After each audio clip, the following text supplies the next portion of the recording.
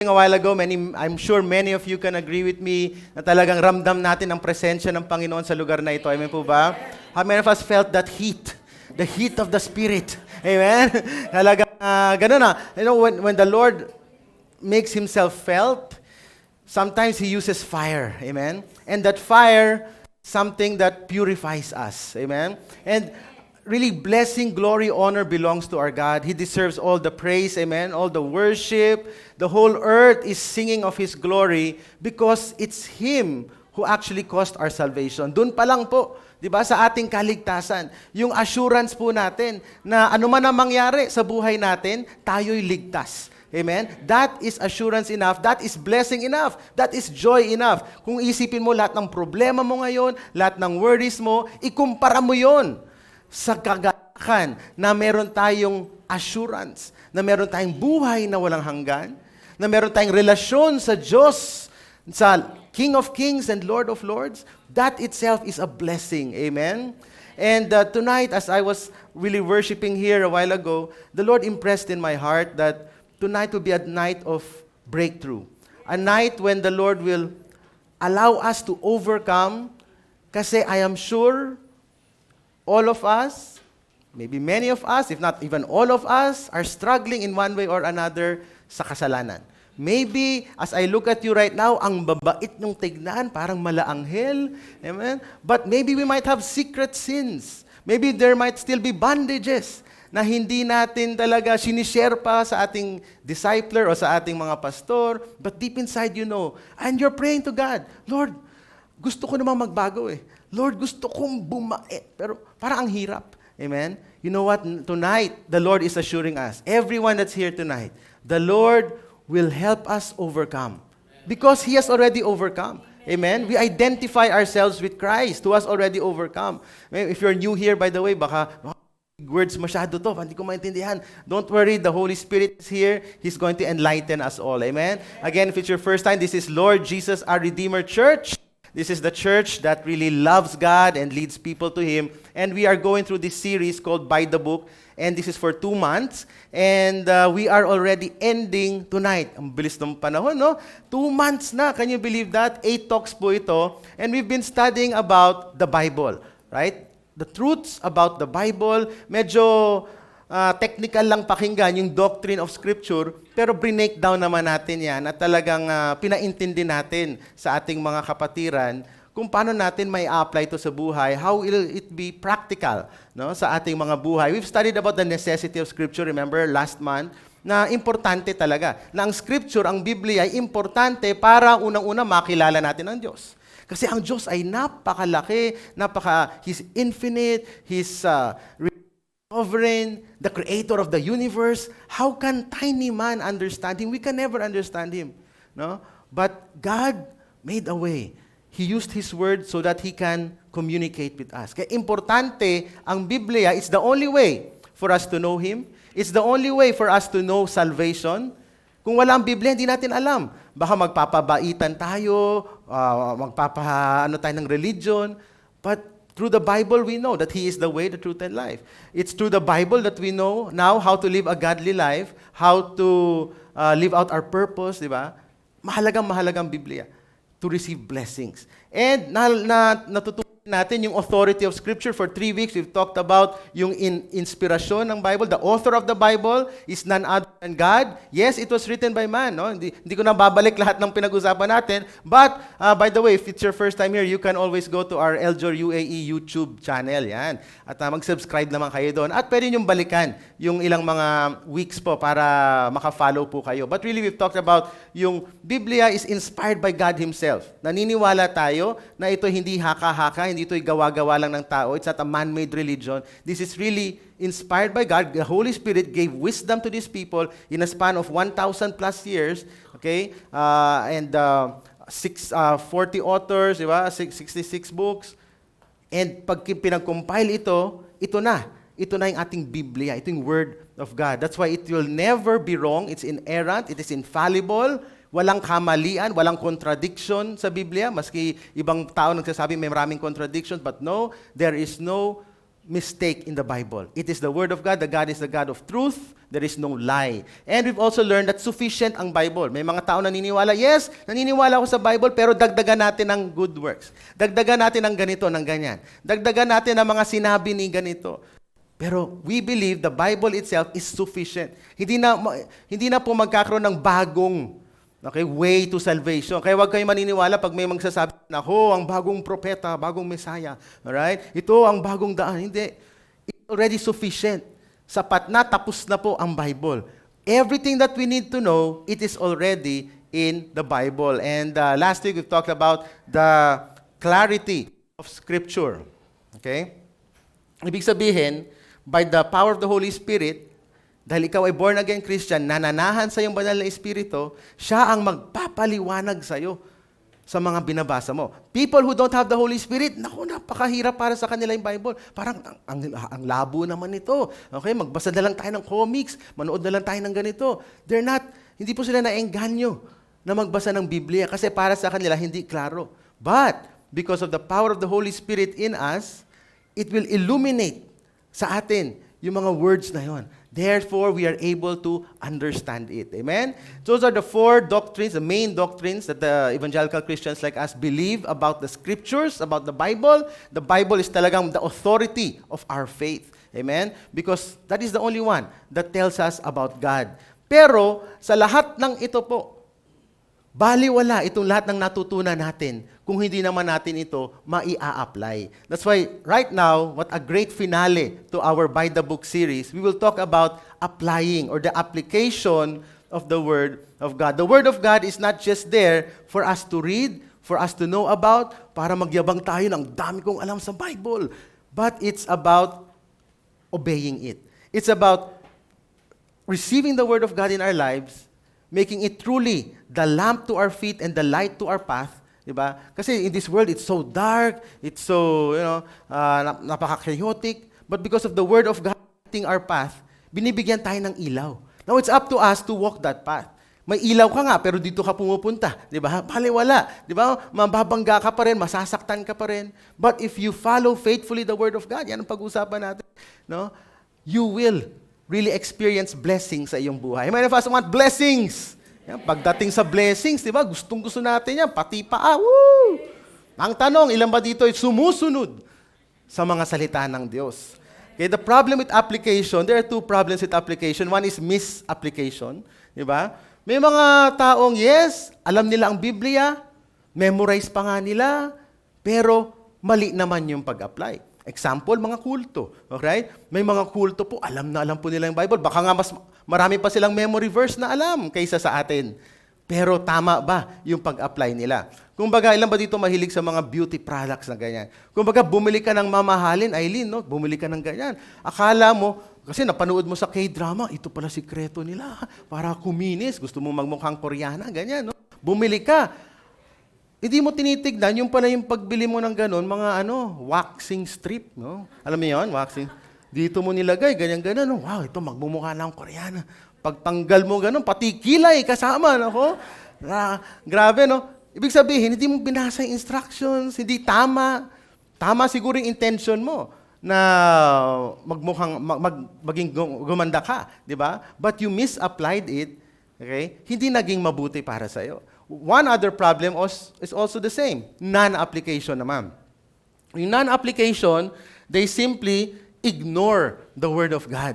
Okay? The Bible is there. Okay? Ini-invite mo pa nga siya sa Connect group. Pero pagdating sa Bible, parang naririnig naman niya pero ayaw niyang i-apply. Okay? Kumbaga, bumili ka ng mamahaling beauty products na yan. Galing pang Korea, galing France.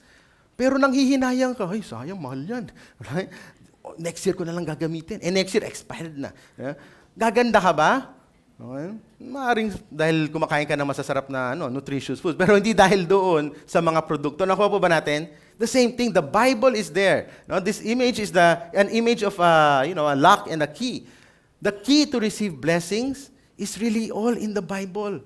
It's all in the Bible. How to live a godly life, how to live out our purpose in life, how to be saved, how to know God, who is God. Lahat po. Pwede natin ma-unlock yan mula sa Biblia. Amen? But the question we want to ask tonight is, knowledge of Scripture enough?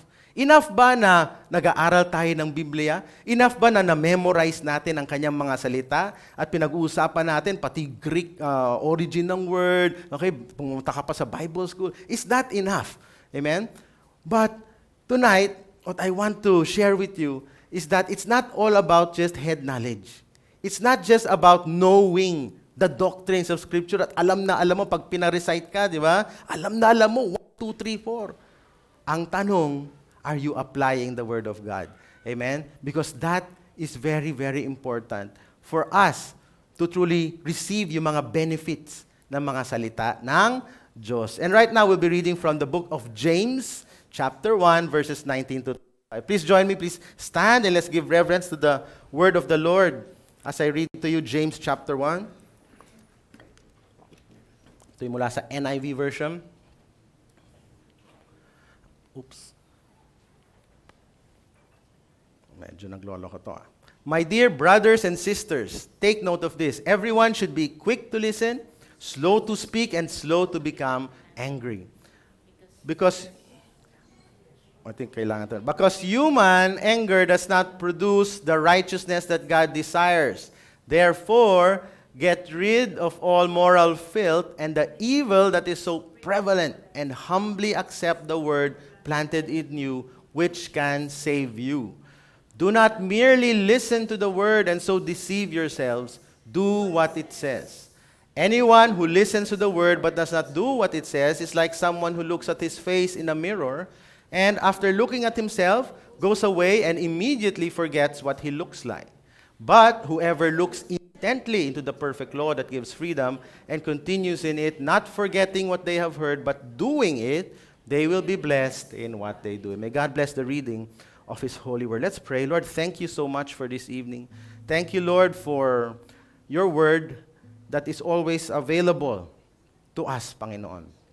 Salamat, Panginoon, at hindi niyo po kami hinayaan, pinabayaan na maging mga parang orphans dito sa mundong ito, living us on our own, but you actually gave us your word, a map, a guide to help us, to teach us, to even convict us, Lord God, to lead us to the right path, because that's how much you love us, oh God. Thank you for that.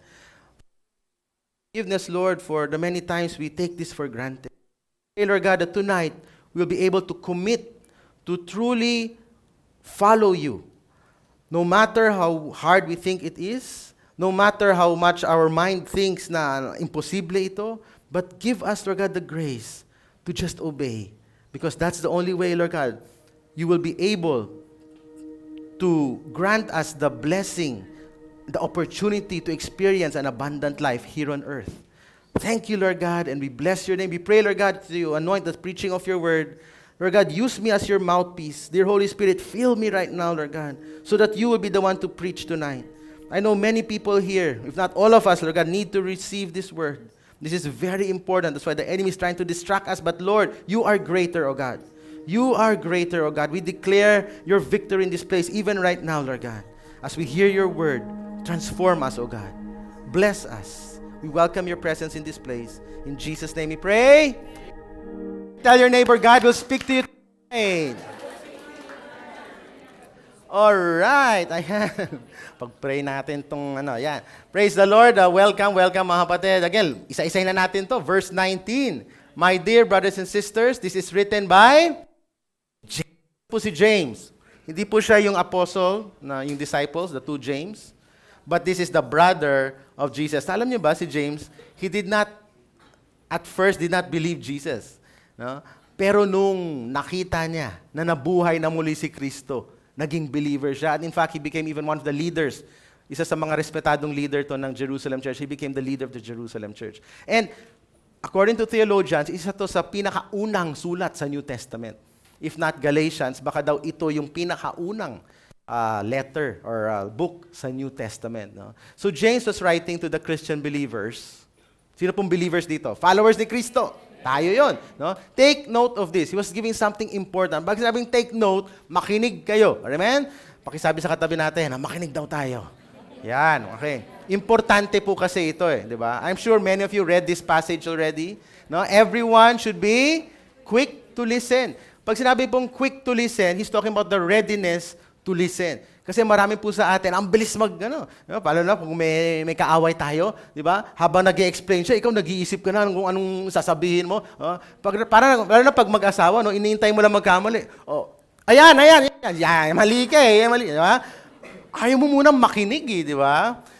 Slow to speak, ibig sabihin, restrained yung ating speech, okay? Huwag yung baliktad fast to speak. Dapat slow to speak, pag-isipan mabuti, and slow to become angry or repressed anger. Alright? Now, I'm sure many of us use this passage, even me, talaga namang magagamit to pagdating sa relationships, no? Pagdating sa good relationships, mag-asawa, magkaibigan, mahalaga po ito.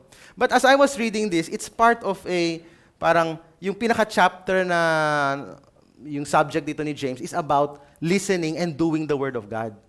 So it's very interesting to note na ang introduction ni James, patungkol po sa pag-receive sa Word of God, sa pagbasa at pag-apply ng Word of God, is that we need to be quick to listen, slow to speak, and slow to become angry. Why? Because many of us, anong position natin, anong posture ng puso natin when we open the Word of God? Minsan, meron tayong pinagdadaanan, o kaya meron tayong talagang ninindigan sa Panginoon, Lord, di pwede yan, di pwede. Sandali, bago ka maganyan, once you open the Word of God, you need to have this attitude na, Lord, ano man ang sasabihin mo, I'm going to listen to you. Lord, I know you're going to speak to me. Huwag mong pairalin yung agenda mo. Minsan kasi pinapairal natin yung agenda natin, yung anger natin. Nasabi ni James ito, sandali, be slow to become angry. Huwag mong pairalin yan. Yung pride mo, just say, Lord, I want you to speak to me. Because it's very difficult to receive yung Word of God kung puno ng anger yung iyong puso. Tama po ba? Because human anger does not produce the righteousness that God desires. Napakahirap pag you're full of anger, you're not slow to speak, you're not listening. Why? Because kung ganun ang posture ng puso mo, you're full of anger, you will not produce righteousness that may desire din pala ng Diyos. Ilan ba sa atin dito may mga desires? Ang Diyos din may desire. Ano po yung desire ng Diyos? For us to live in righteousness. Why? Because that is the only way for us to experience lahat ng pangako, blessings ng Diyos. That's why the Bible is there to teach us the way to live rightfully. Kaya nga righteous, godly. Why? Dahil ba ito isang relihiyon na kailangan mong ma-checklist lahat para lang makaakyat ng langit? Hindi po. We are already saved. Ang speaker po, ang audience po dito ni James, ay born again Christian na. You don't have to do anything more, you're already saved. But as you live here on earth, alam naman natin yung mga pangako ng Diyos that He will bless your marriage, that your children will be obedient. You want your child to be obedient, to grow successfully. You want your finances to be, to be financially free. Yung wala kang, alaala, di ba? You mean you're full of joy, you're full of peace, matatag ka, di ba? Do you believe that? Do you believe God wants that also for you? Kasi remember Jesus Christ? Ano yung mission statement niya? Anong job description niya? Sabi niya, I came so that you may have life and have it to the full. The Lord wants us, it's His will, that we have a life that is abundant. I'm not just talking about eternal life. Eternal life, given na po yan. But while we are still here on earth, we're not just here waiting, ang tagal naman eternal, ang tagal naman ng langit na yan, tagal naman ng rapture na yan. Diba? Tapos, nandito ka, you're suffering. That's not the will of God. The will of God is that we will have an abundant life. Amen? But, for us to receive that abundant life, for us to achieve or to experience yung mga blessings ng God. Kasi alam naman natin yung blessings ng Lord. Alam natin yung kagustuhan niya para sa atin. Pero yung realidad, that other side over there, tinitignan natin yung realidad ng buhay natin ngayon. Bakit ganun? Bakit taliwas? Bakit ba sabi ni Lord ganito? Lord, sinabi mo sa word mo, ganito ang ma-experience ko. Bakit ganito pa rin asawa ko? Bakit ganito pa rin ako? Bakit ganito yung na-experience ko sa buhay ko? What is the missing link? Okay, pakitanong sa katabi, what is the missing link? Anong missing link na yan? Paano natin malilink yung mga expectation with reality? God's promises, God's blessings, His desire for us, and yung ating na-experience ngayon, it is the application of the Word. Ang Lord kasi, alam niya the only way for us to experience a life of blessings is to live in obedience. Nakuha pa ba natin? Tayo kasi, we want automatic. Gusto natin, Lord, born again na kami, ha? Lord, sabi mo, magiging beautiful ang aming marriage. No? Pero tinitingnan mo yung inyong sitwasyon mag-asawa, parang ibang-iba, ang layo. Di ba? Bakit? Kasi hindi po automatic na ganun. Ang gusto ng Lord, sumunod tayo sa kanyang prinsipyo tungkol sa marriage. Amen? Now, if you obey that, no? Your wives, submit to your husbands. Husbands, love your wives as the Lord loves the church. Di ba? Mapapansin mo yan. Kunwari, si Pastor Melo, talagang mahal na mahal niya si Sister Malu ng just like Christ loves the church, full of sacrifice and everything. Di ba? Talagang mai-in-love, sigurado si Sister Malu. Tama ba? At si Sister Malu naman, magsasubmit sa kanyang asawa. Yes, you're the leader. I'm going to support you. I'll encourage you. Amen? Talagang, anong resulta nun? Si Pastor Melo naman, mapapaibig lalo. Magsasubmit lalo, iibig lalo, di ba? Wow, they'll experience a beautiful, intimate marriage. Ang tawag po doon ay proseso. No? That as you learn to follow God, as you learn to follow and obey His words, maski taliwas sa iyong kultura, sa iyong sariling reasoning, pero ito'y nasa Biblia, patawarin ko daw siya. Bakit ko siya patatawarin? Siya'y may kasalanan. Hindi. Gawin mo yung sinabi sa Biblia. By the way, forgiveness doesn't mean that you're declaring him right. O business partner mo, niloko ka. Pag pinatawad mo, hindi naman ibig sabihin, papabalikin mo siya sa business mo. Tara, magnegosyo ulit tayo. Hindi. Baka may sakit ka sa ulo kung gano'n, di ba? Ibig sabihin, when you forgive, you're just releasing yourself from anger, from hatred. Amen? What will happen now? Once you follow that, dahil sinunod mo yung proseso na yon, now you'll experience, wow, yung buhay ko, parang ang light. It's now full of joy. Now I have peace. Now I can sleep at night. Di ba? Ang hirap mo pang gisingin. Di ba? Now na-experience mo yung blessings na yan. Why? Because you decided to follow the Word of God. Amen? Kasi ang Diyos, ayaw niya na tayo mga hinug sa pilit. Nakakain na ba kayo ng mangga na hinug sa pilit? Amen? Ngayon, aling saan? Egypt? Hindi.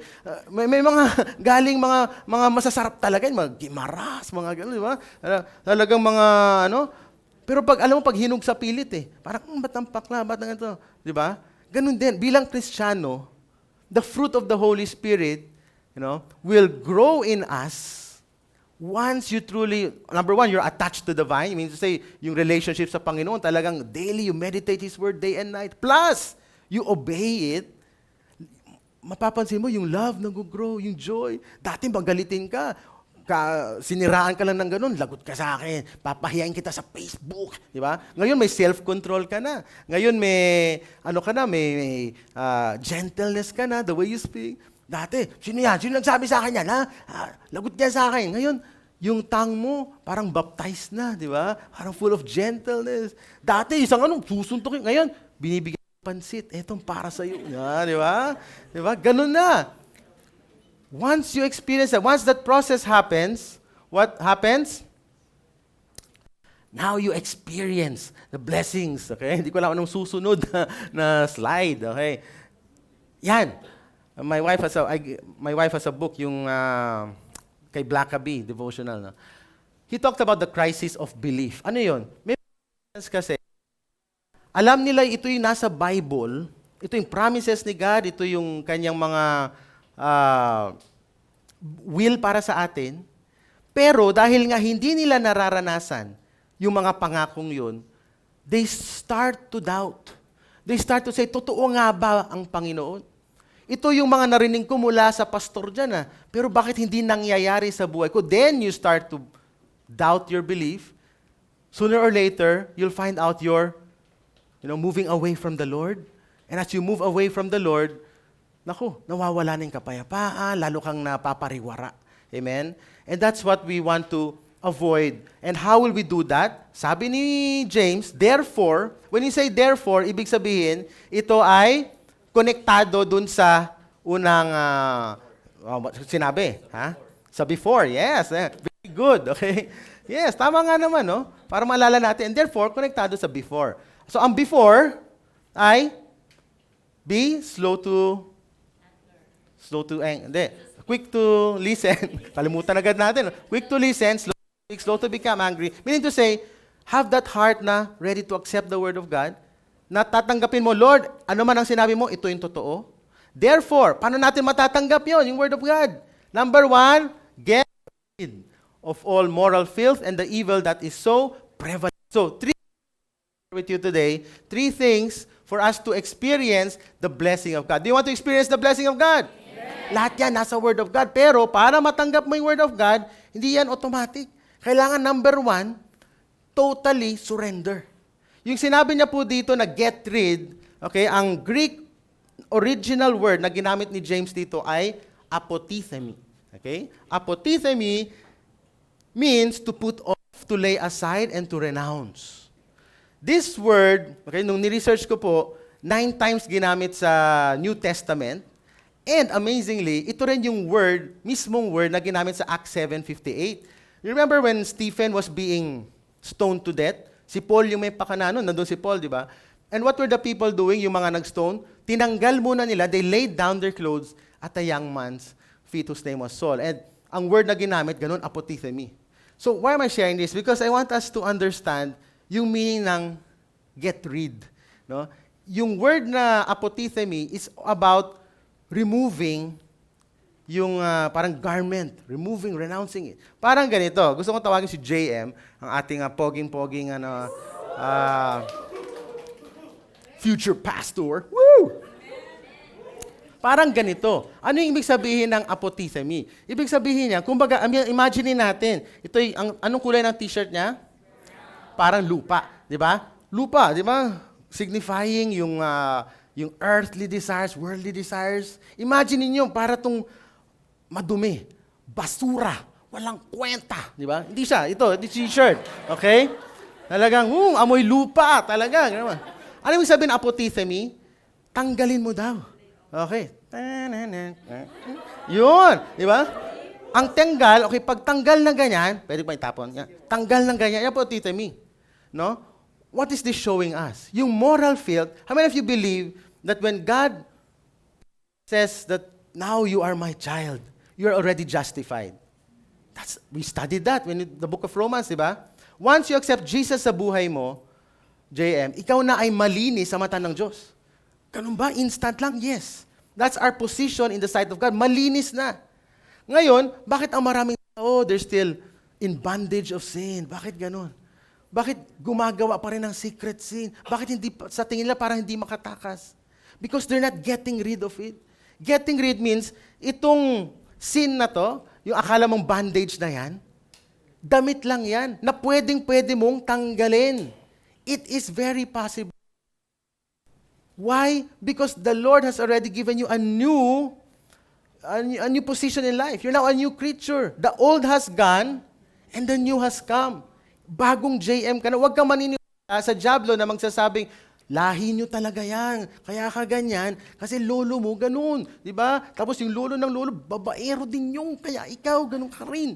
Okay? Huwag ka nang That's what the devil will do. He's going to condemn you, he's going to trick you, he's going to lie. He's the father of lies. Sabi nyo, pa-dance-dance ka pa dyan, alam ko naman ginawa mo. Pero instead of believing that, many people, they believe that, ay, ganito talaga ako. Kaya naman siguro, wala na akong pag-asa.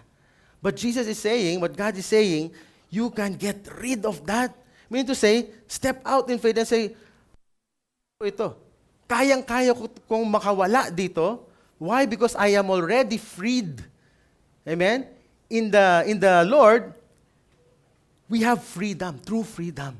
Amen? That's why we are able to, the same word also used in Hebrews 12, let us throw off everything, apotithemi rin, that hinders and the sin that so easily entangles. And let us run with perseverance the race marked out for us. Thank you very much, JM. Palakpan po natin si JM. Woohoo! It's just like this prison door. Na, akala natin, bandage pa rin ako, pastor, nasa bandage pa, wala ako. Kailan kaya ako palalayain ni Lord? Malaya ka na. Bukas na bukas po yung door. What's the problem? We remain there. I know, talagang bandage ko to. Wala. Amen? Maniwala tayo that we are already freed from sin. Amen? The bondage has been broken. All you have to do is to step out. Amen? Step out. Naku, hindi kaya, Pastor. 15 years na kami. Siya lang ang nakilala ko. Pero alam mong mali naman yung relasyon. Alam mo, hindi to glorifying sa Lord. Step out there. Paano ako? Si Lord bahala. Siya nagsusupply ng... Hindi, si Lord magsusupply ng needs mo. Amen?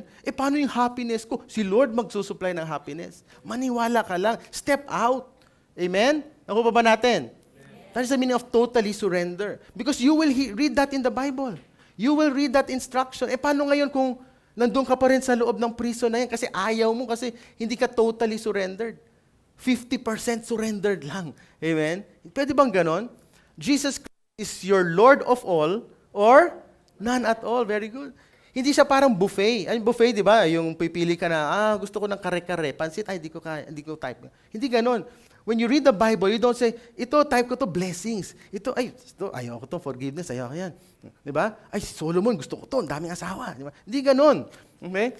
Once you read the Bible, you totally surrender. Dapat ang posture mo, total surrender sa Panginoon. Okay, let's continue. Therefore, get rid of all moral filth. So again, you have to remove all moral filth, all evil that is so prevalent, and humbly accept the word planted in you, which can save you. So the next way to receive and experience the blessing of God is to humbly receive. Bakit humbly? Kasi kung iuuna mo yung kayabangan, yung sariling talino, hindi mo tatanggapin yung word of God. Lord, hindi mo kasi naiintindihan yung sitwasyon ko. Kasi ganito, Lord. Lord, kasi 2,000 years ago pa tong word of God, hindi na to relevant ngayon. Alam mo ba, Lord, 2023 ngayon. Si Lord pa talaga sinabihan mo, no? When you say humbly receive, it speaks of submission. Yung posture ng puso mo, you are submitting to the Word of God. Amen? Parang parang yung last year, if you remember that, kami ni Crystal, we watched this sa Netflix, yung tungkol sa Thailand, yung mga boys na natrap sa cave ng matagal, ilang araw yun, parang 2 linggo yata. Tapos may dumating na mga expert divers who told them what to do. Alam mo mga batang ito, hindi na sila nagtanong, ay bakit mali yata yung strategy mo? Bakit kami magdadive dyan? Hindi na. Ang instruction, maglagay kayo nito, magdadive tayo, matutulog kayo. Di ba? Ginawa po nila. Do you want to live? You have to accept what they instruct. Amen? The same thing. When we read the Word of God, wag na tayo magbigay ng ating sariling opinion o agenda sa Panginoon. Sometimes we push our agenda to God. Lord, kasi kailangan by next year, promoted na ako, kaya kailangan ko talagang gawin tong illegal na ito. Kailangan kong apakan tong kaopisina kong ito kasi it's the only way for me to move up. Kailangan kong makipagrelasyon dito sa boss ko para ma-promote ako. When you say humbly accept, Lord, what do you want me to do? Amen? Really, telling Him, Lord, ano man ang gusto mo gagawin ko. Why? Because if you fully obey what the Lord wants you to do, humbly accept it, hindi ka makakaranas ng mga problema tulad ng, for example, sa finances mo. Bakit ka baon na baon sa utang? Okay? Kasi pinairal mo yung greed mo, yung kayabangan mo. Lahat sila naka-iPhone 15, dapat ako 15 din, nakapila ka nito, di ba? By the way, no problem with 15. If you can afford it, go. I'm so happy for you. Pero yung ibig sabihin, baon ka na sa utang, mangungutang ka pa Pastor, pwede bang di ba? Baon ka na, mangungutang ka pa, manloloko ka pa ng tao, baka magnanakaw ka pa, para lang makuha yun. Di ba? Kaya nga sabi ni Paul kay Timothy, command those who are rich in this present world not to be arrogant, not to put their hope in wealth, which is so uncertain. Di ba? Because one problem then, if you are not humble, you will think na, kaya nangyari to sa buhay ko, yung mga blessings na to, kasi ang galing ko. Okay? The problem with Christians, sometimes when you mature, not really mature, but I mean, when you are older in Christ, kasi ang dami mong alam sa Bible eh. Ang tingin mo sa sarili mo, ay, hindi ko na kailangan yung mga turo na yan. Alam ko na kung paano to. But don't be arrogant. Diba? Sabi nga ni God through Moses, no, sa mga Israelita, darating ang panahon na baka magyabang sila. Diba? You might say to yourself, my power and the strength of my hands have produced this wealth for me. But remember the Lord your God, for it is He who gives you the ability to produce wealth. So, mahalaga yung spirit of humility because you cannot put new wine in old wineskin. Ano ibig sabihin yan? Kasi sa panahon natin ngayon, ang wine nilalagay sa bote, di ba? Pero panahon dati, in ancient times, they placed it inside wineskin. Ibig sabihin yung parang wine, let's say skin of, let's say for example, goat, di ba? Tapos yun yung lagayan po nila. Kung luma na yung old wineskin, luma na yung wineskin, okay? Tapos naglagay ka ng bagong wine, ano mangyayari? Tsatsabog yan. Bakit? Magkakaroon ng chemical reaction na wala akong oras i-explain, no? Pero gano'n, maniwala kayo. Mag-expand yun, tapos poof, gano'n. The same thing. Yung old mindset mo, baka may old religious beliefs ka. Amen? Baka may old thinking ka dyan. Sinabi nung dati kong pastor, o ito yung dati kong paniniwala. Ngayon, when you receive the word of God, hindi mo matanggap kasi taliwas sa iyong old thinking. Kaya kailangan, when you humbly accept, Lord, remove any prejudice, remove any biases sa puso ko. Amen? I want to humbly accept your word. And lastly, do not merely listen to the word and so deceive yourselves, but do what it says. Niloloko mo ang sarili mo kung alam mo yung word of God, pero ayaw mo namang sundin. Amen? Nag-aantay ka ba, baka magbago isip ni Lord. Baka next year may bagong Bible ulit. Malamang wala na to. Hindi po mangyayari yon. Amen po ba? Sabi, nagbigay nga ng illustration si James. Sabi niya, anyone who listens to the word but does not do what it says is like someone who looks at his face in a mirror and after looking at himself, goes away and immediately forgets what he looks like. Naranasan na ba natin yon? Yung pagising mo ng umaga, ganun, gulo-gulo ng buhok mo, may muta ka pa siguro dyan, ganun, may laway pa dito. No? Tapos pagtingin mo sa mirror na ganyan, tingnan mo sarili mo, imbis na mag-ayos ka, umalis kang ganyan, nakalimutan mo na ikaw pala ay mukhang bruha, di ba? Tapos lumabas kang gano'n, namili ka ng pandesal gano'n. Parang gano'n daw. Why? Because the Bible is like a mirror. It exposes what you're doing. Na sometimes, when you read the Bible, talaga, uy, saktan ako dyan Parang ako to maski story man yan of a person or Bible character or it's an instruction from the Lord, talaga natatamaan tayo because the Bible is like a double-edged sword, piercing, di ba? Through bone and marrow, talagang grabe, di ba? It's like a mirror. It will tell you who you are. But if you do not do what it says, hindi mo tinatanggap yung sinasabi doon, para ka daw tao na tumingin sa mirror at nakalimutan mo yung itsura mo. Tama po ba? But whoever looks intently into the perfect law that gives freedom, itong law pala ng Lord gives freedom. May mga kaibigan ako dati, ayoko dyan sa born again, daming mga bawal, daming ano. Akala nila, ang freedom, yung nandun ka sa mundo, wow, party, di ba? High dyan, gano'n. They think that's freedom. But actually, the laws of God, that's what gives us freedom, true freedom. Amen? Not forgetting what, and continues in it, nagpapatuloy sa Word of God, pagsunod sa Word of God. Notice, we're not talking about church, Hindi sinabi dito, nagpapatuloy ka dyan sa simbahan mo na yan, sa relihiyon mo na yan. It's not about a church group. It's about your personal relationship with God through His Word. Amen? It's about obeying, no? Listening to His instructions to us. Not forgetting what they have heard. Katulad ngayon, narinig po ba natin ang Word of God? Yes, I'm sharing it to you. But you're not forgetting it. Pag uwi mo, pag tinanong ka, ano nga ba yung preaching? Hindi mo nakakalimutan. You're not forgetting it, but doing it. Amen? Doing it. So the third and last way to really experience the blessing of God through His Word, nang sa ganun matransform ang ating buhay. Gusto pa ba natin matransform ang ating buhay? Mabagong ating buhay? Mukhang wala yata. Kasi baka ang problema, ang tingin mo sa sarili mo, wala nang kailangan baguhin. Lord, wala nang kailangan baguhin sa akin. Okay lang ako. Hindi po. Lahat po tayo dito, maski matanda ka pa dito, or matagal ka na dito sa church, there's something that the Lord wants to transform in us. Amen? But again, that will never happen unless we totally surrender. Give up everything to the Lord. Biases, teachings, or beliefs, or kung ano sinasabi ng society. Let go of it. Let go of all moral filth. Ano ba yung bandage mo na yan? Yung sin na pinanghahawakan mo pa rin ngayon. Again, it's not wrong to believe that as Christians, yes, we may sin, we may fall, but to continue living in sin, that's another story. Amen? Because if you're talaga si Kristo ang Panginoon mo. Yung parang hindi ka, walang conviction.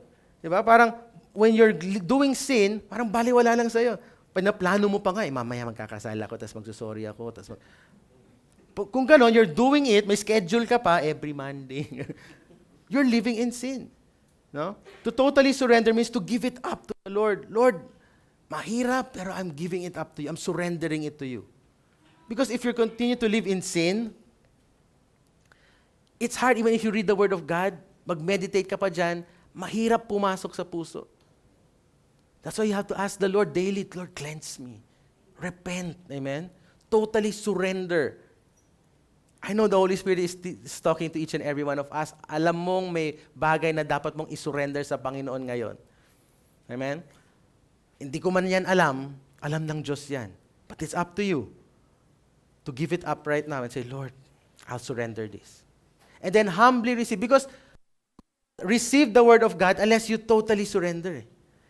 Once you're cleansed and you totally surrender everything to God, that's when you can humbly receive Him. Amen? Receive His Word. And once you receive His Word sa buhay mo, parang si Lord, pinapasok mo sa buhay mo, siya na yung bahalang mag-rearrange ng iyong bahay. Na hindi mo siya pwedeng sabihin, Lord, dito ka lang sa guest room pero bawal ka dito sa master's room, may makikita ka ditong hindi pwede. For my eyes only to, Lord. Hindi pwedeng ganon. When Jesus Christ enters your house, not your physical house, I mean your life, allow Him to rearrange everything. No? Humbly receive Him, meaning, Lord, take over. Lord, have your will. Yun yung submission Let your will be done, not mine. Sasabihin ni Lord, may kailangan baguhin dito sa relationship mo. Okay? Kasi kailangan mo talagang isurrender May mga bagay na ayaw natin isurrender. Lord, kunin mo na. Akin. Wag lang to, Lord. Minsan lang ako maligawan, Lord. Bihira itong mangyari, Lord. Ano namang mali? Sabi sa Bible, do not unequally yoke with unbelievers. Lord, magiging Christian naman to Tapos ngayon, pag kinasal kayo and everything, yung pala, ang pangit na inubugbog ka, di ka Lord, akala ko ba, i-bless mo yung marriage ko. No? Biniblame natin ngayon ang Panginoon. Lahat ng yan nandyan His instructions are there. But because you were not humble enough to receive it, amen? Pinapairal natin yung sarili nating judgments and everything. We cannot fully obey and faithfully obey the Word of God. Again, as I said kanina, many people think that freedom is just doing whatever you want. Kaya mo mag-drugs, kaya mo mag-ano. But actually, you're not free. You're in prison. Kasi para masustain mo yung bandage mo na yan, kailangan mo magnakaw.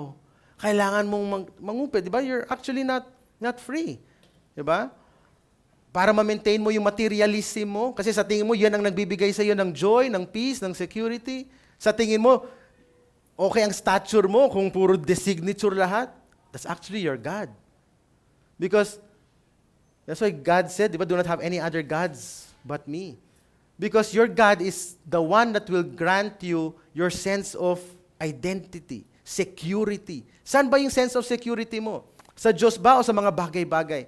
Na pag bumaba na yung account mo, yung savings mo, parang worried ka na, di mo alam anong gagawin mo, di ba? Di ka na makatulog and everything.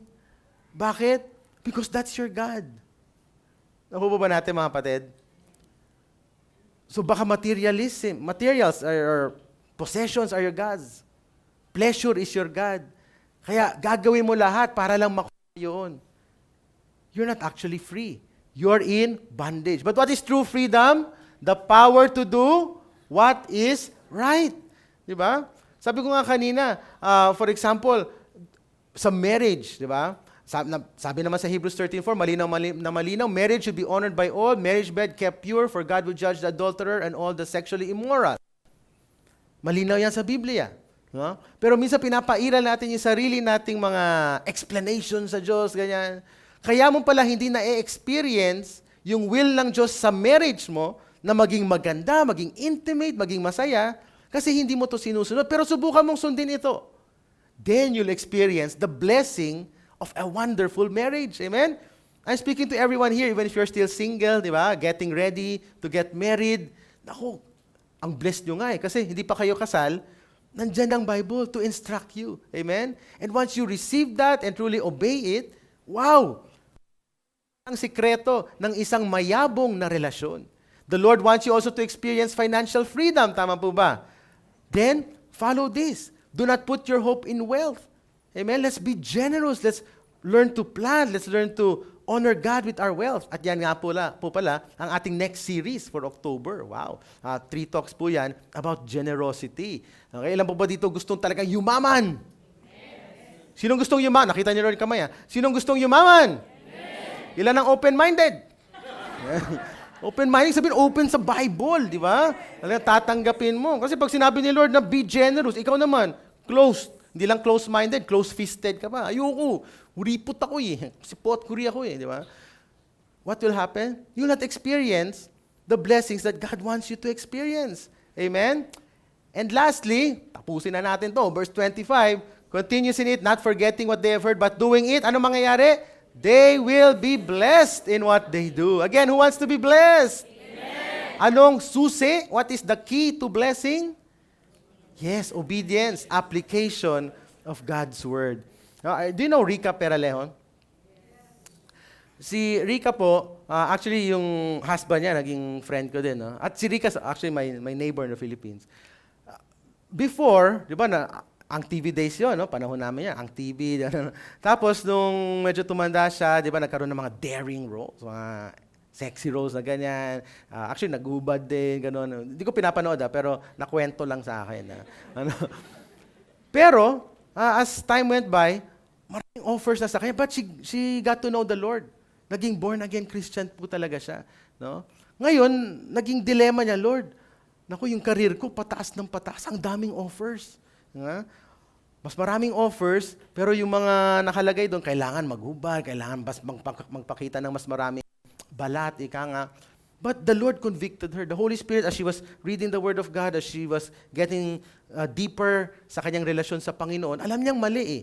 No? She's the temple of the Holy Spirit. Why will she do this? Why will she dishonor God with her body? So alam niyo, nagdesisyon siya, no, I will obey the Word of God. I'm going to trust Him. Kinausap niya si Ben Chan na about yung offer ng maging model siya ng watch, mga bench watch. Imbis na katawan, ito lang, arms na lang niya, no?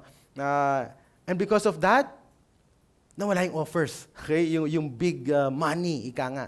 But God sustained her. And in fact, she even married a pastor. Now she's living a good life, no regrets, sabi niya, no? And the offers started to come in now. Naging model na ng watch, naging model na ng damit, di ba? Na no need na, pwede palang ganun. Kasi minsan pinapaira natin yung sarili natin, hindi pwede. Sayang naman to eh, di ba? But you know the Word of God convicts you. The Word of God tells you something else. Who will you obey? Who will you trust? That's where the word trust comes in. No? Sino ba talagang pagkakatiwalaan natin? Yung Word of God, na salita ng Diyos, na Diyos mismo ang nagsasalita? Or yung ating sariling wisdom? What did the Bible say? Lean not on your own understanding. In all your ways, acknowledge Him. And He will? Yes, we need to trust the Lord. Amen? Trusting the Lord is trusting in His Word. And once you trust in His Word, I assure you, brothers and sisters, your life will be great. I'm not saying you're problem-free. But even when problems arise, you'll go to His Word and say, Lord, what should I do? Tutulungan ka ni Lord. Ma-experience mo how to navigate through life na maski may problem, may bagyo, you will be able to smile at the storm. Why? Because the Word of God is there to guide you, to lead you, to bring you through the right paths. Amen? The question is, are we willing to truly obey Him? And that's my challenge to us. As we end this series, let us make this our prayer. Na Lord, I want to trust You. I want to obey You fully, not half-heartedly, but fully obey You. Help me to trust Your Word and obey. To trust and obey. Amen? Let's all stand, mga kapatid. Again, this will be just one of our series. Kung the 8 weeks we've just enjoyed new knowledge, new things about the Bible, alam mo yung doctrines na yan. Pero kung hindi naman natin isa sa pamuhay, bale wala lahat ng 8 weeks na to. Amen? Huwag naman natin sayangin. Amen? Sabi mo sa katabi mo, huwag natin sayangin. Mag-obey na tayo. But again, I like to end with this. Because the Lord's impressing in my heart, marami po sa atin dito, we have the secret sins. Maybe bondages. Something na gustong-gusto, you're sincere, gusto mong makawala, pero parang ang hirap. The Lord is here right now. He's listening to you. With all eyes closed and heads bowed down, I want you to speak to the Lord.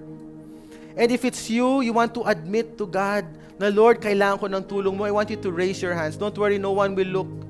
Mas maganda nang mapahiya ka dito sa lupa kaysa forever be drowned in your sin. This sign of surrender, lift up your hands to God and say, Lord, I need you. No, silently in your heart, just speak to God right now kung ano man ang kasalanan mo. You know that bondage. The Holy Spirit is reminding you right now because the Holy Spirit wants you to confess it. You don't have to say it loud here right now, but confess it to God. You know it. You know it. Huwag ka nang magbigay ng excuse. You know it. He's making it clear in your mind right now. You can see it. Now is a night of repentance.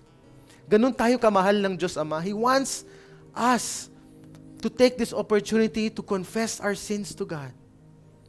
Because you know what? Our God is so faithful and just to forgive us all our sins and to cleanse us from this.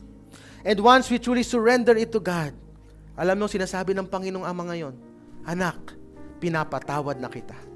Pinapatawad na kita. Pinapatawad na kita.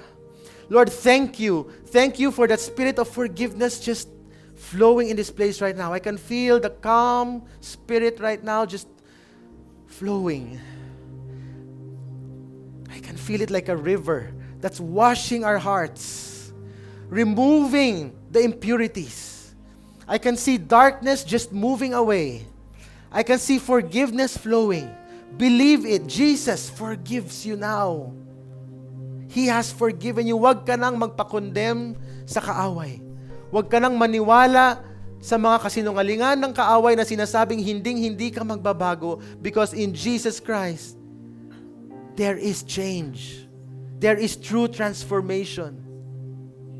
Lord, we surrender everything to you. We want to get rid of all moral filth and of all evil. Right now, we surrender. We lay it down in your feet right now. At your feet, Lord God, knowing and believing that you're the God who will take away all of this. And now you're changing our hearts which were so dirty, so red as crimson, now it is as white as snow. Thank you, Lord God, for that cleansing spirit right now. Thank you, Lord God, because, praise God, you're breaking chains right now. You are breaking chains. Bondages are being released right now. Strongholds are broken right now. Healing has now come upon the hearts of my brothers and sisters. Thank you, Lord God. Thank you for restoration. Thank you, Lord God, for healing us. Thank you for cleansing us, oh God. Thank you for just embracing us right now and saying, I love you, anak. Thank you, Jesus. We love you, Father.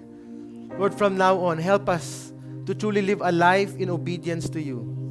Help us to trust you with all our hearts. Help us to obey you. In Jesus' name we pray. Amen and amen and amen.